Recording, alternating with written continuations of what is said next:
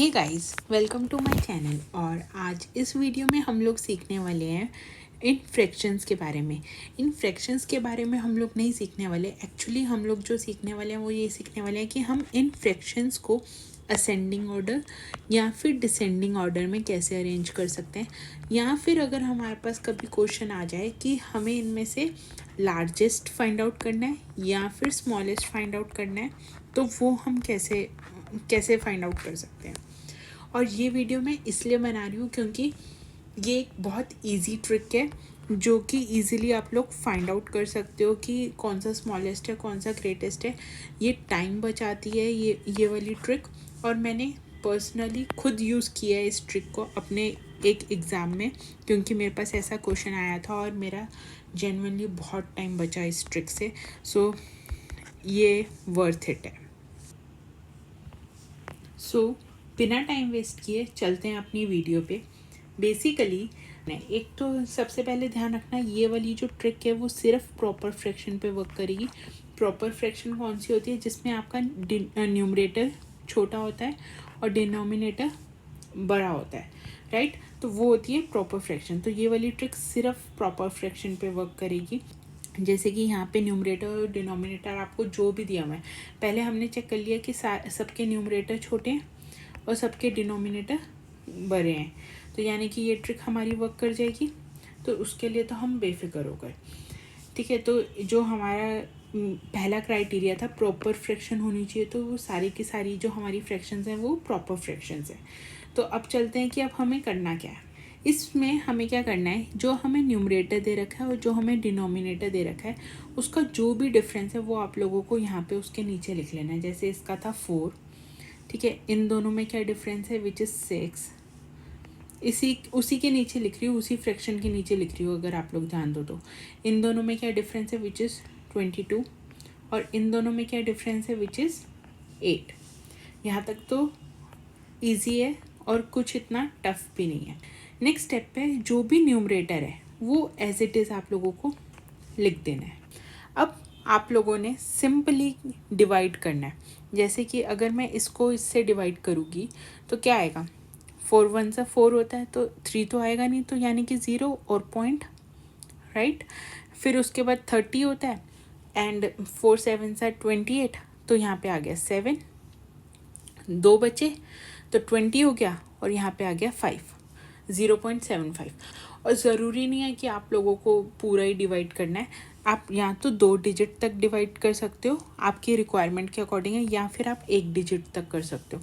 तो पॉइंट के बाद 1 डिजिट या 2 डिजिट वो आप लोग देख लेना अपने फ्रैक्शंस के अकॉर्डिंग। करते करते आपको समझ आ जाएगा कि आपको 1 डिजिट तक करना है या 2 डिजिट तक करना है। जो भी डिवाइड करने के बाद आपके पास यहाँ पे आंसर्स आए हैं, आप लोगों को बेसिकली क्या करना है, ये जो आप लोग के पास फ्रैक्शंस आए हैं इन फ्रैक्शंस को आप लोग को असेंडिंग और डिसेंडिंग ऑर्डर में अरेंज करना है। तो अगर मैं इसको इसके अकॉर्डिंग देखूँ तो सबसे असेंडिंग ऑर्डर पे फर्स्ट ये आएगा, देन हमारा सेकंड नंबर पे ये वाला आएगा, थर्ड पे हमारा ये कंडीशन आएगी, एंड फोर्थ पे हमारा ये वाला आएगा। तो जब हमने यहाँ पे असेंडिंग ऑर्डर में कर लिए तो हमें अब पता चल गया है कि फर्स्ट पे ये आएगा, ये हमारा सेकंड जा रहा है, थर्ड पे ये, एंड फोर्थ पे ये।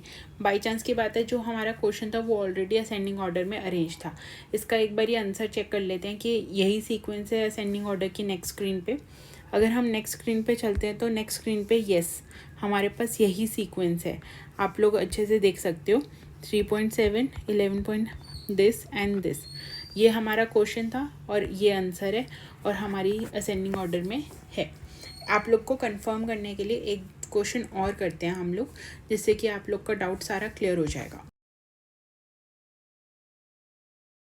और ऐसे क्वेश्चंस आप लोग को प्रैक्टिस के लिए चाहिए भी हैं करने के लिए, क्योंकि जितनी प्रैक्टिस करोगे उतना आप लोग को समझ आएगा।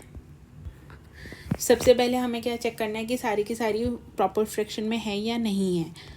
ये प्रॉपर फ्रैक्शन में है, न्यूमरेटर छोटा है, न्यूमरेटर छोटा है, न्यूमरेटर छोटा है, न्यूमरेटर छोटा है, तो यानी कि हमारी जितनी भी फ्रैक्शंस हैं वो हमारी सारी की सारी प्रॉपर फ्रैक्शन में है। इसलिए हम लोग इसको हमारे वाले ट्रिक से सॉल्व कर सकते हैं। अगर मेरे वाले ट्रिक से सॉल्व करना है, अब मेरे को क्या करना है, यहाँ पे इन दोनों का जो डिफरेंस है फ्रैक्शंस का वो मेरे को यहाँ पे डिनोमिनेटर में लिखना है। जैसे यहाँ पे है 3 और ठीक है, तो ये है 3 एंड यहाँ पे है 2, इधर है 7, क्योंकि इन दोनों को माइनस करेंगे तो 2 आएगा, इन दोनों को माइनस करेंगे तो 7 आएगा, और इन दोनों को माइनस करेंगे तो हमारा 11 आएगा। तो हमें न्यूमरेटर्स एज इट इज़ लिख देने हैं।